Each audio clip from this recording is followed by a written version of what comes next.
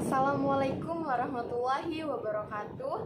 Nama saya Nabila Novia Sandra, NPM 22112002 dari Program Studi Pendidikan Matematika Fakultas Sastra dan Ilmu Pendidikan Universitas Teknokrat Indonesia. Di sini saya akan membahas materi tentang kekongruenan segitiga. Berikut video penjelasannya.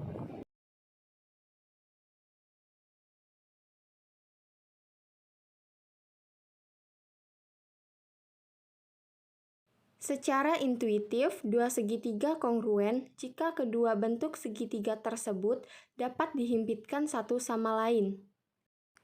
Dengan definisi, dua segitiga kongruen jika terdapat korespondensi antara titik-titik sudut sehingga tiap pasang sisi dan sudut yang berkorespondensi kongruen.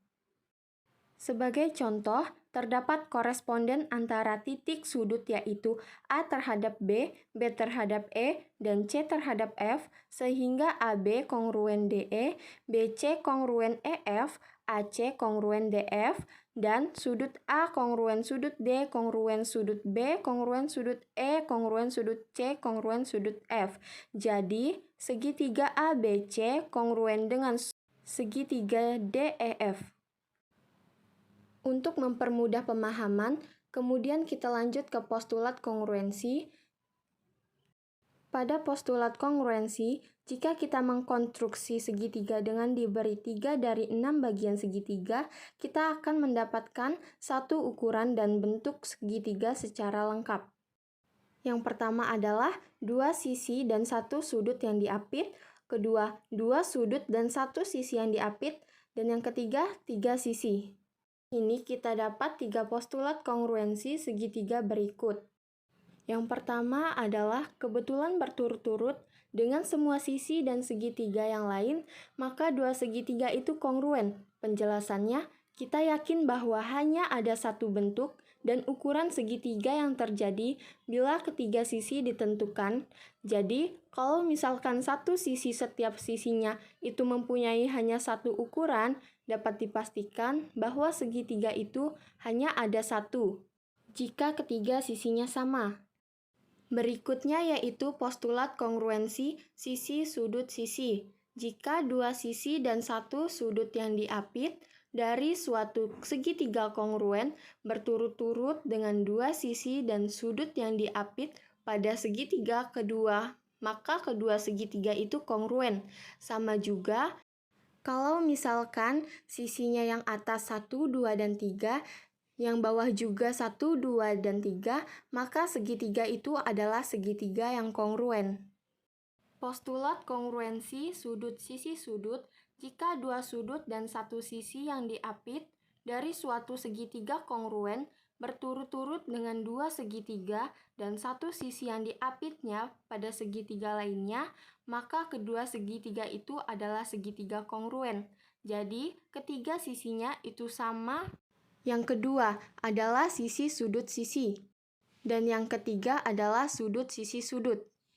Membuktikan dengan menggunakan postulat dan definisi. Postulat sisi-sisi-sisi mempunyai bentuk umum jika semua sisi dari satu segitiga kongruen berturut-turut dengan semua sisi dari segitiga lain, maka luas segitiga itu kongruen. Bagian ini bisa kita anggap sebagai premis P dan premis Q. Maka kita lihat aplikasi khusus dari pernyataan ini.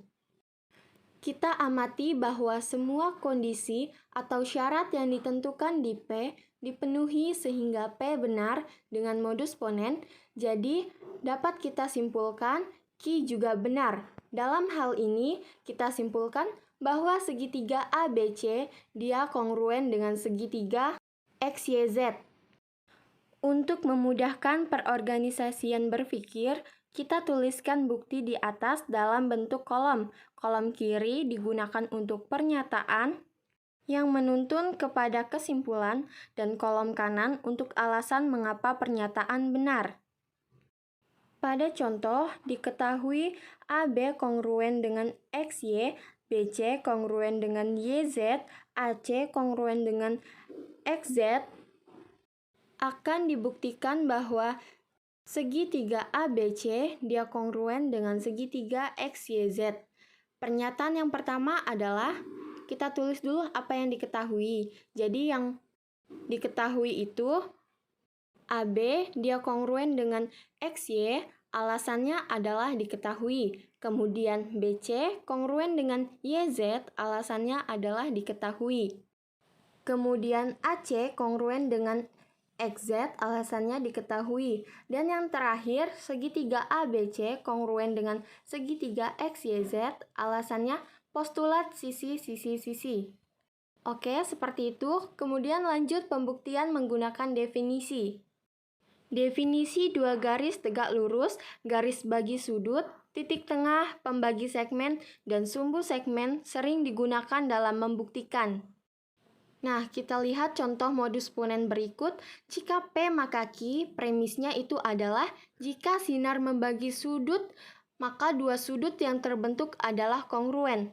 P itu adalah jika sinar AC membagi bisektor sudut BAD, jadi Q dapat disimpulkan sudut 1 ia sama dengan sudut 2.